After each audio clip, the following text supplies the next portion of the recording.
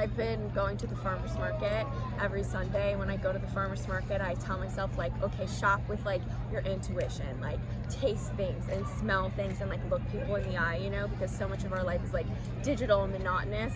And so I was like, I'm gonna smell the grass and I'm gonna hear the crowd, because you like never hear the crowd.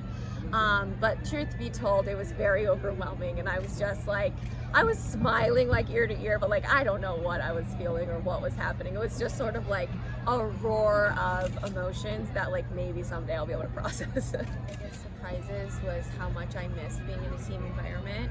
I always thought when I was playing like that this professional athlete life really wasn't for me, like living in a hotel, communal living, you know, eating what you're told, like it wasn't like my healthy natural state. And then when I was out of it, I really missed having that support system. And I think the thing that I love so much about a team, and like especially like the women's soccer world, is just like how authentic these women are, right? Like the banter, the laughs, the jokes, like, you know, sometimes the sport itself is so intense, but like the way we get through it collectively is always like what we call gal culture. I think you're familiar. It's like being unashamed at like your struggle and being able to share that and relate to that. And I don't think there's a lot of spaces that women have that opportunity. And I'm very, very excited to be back in the locker room. And this team has been so supportive. Like it feels like the girls that have been there from the beginning have like seen so much, and a lot of our team's new, but the new players are very young.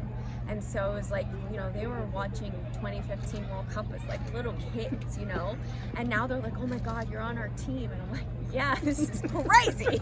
I'm literally double your age. But there's like a huge opportunity to like mentor and like pass the torch to the next generation. It's gonna sound cuckoo, but that's just me, I guess.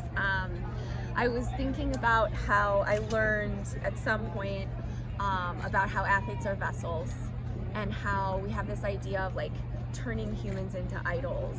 But really, when you think of like the best player in the world, you think about Lionel Messi, like he's a vessel and everyone believes in him and they channel their energy, and he just sort of transmits that. And I think it's a really important thing that I've learned about sports, because it kind of takes the pressure off you. Like when I entered that moment, I was like, remember that you're a vessel. And like I was thinking about the fact that in this stadium, like every person, like even the San Diego fans, were like cheering for me in a way, you know. And I was like, just be a vessel, you know. But then yeah, it was a little overwhelming. I think I'm gonna go to bed tonight and be like, really? I played like 3 minutes and then took a penalty. Like this is just like a lot.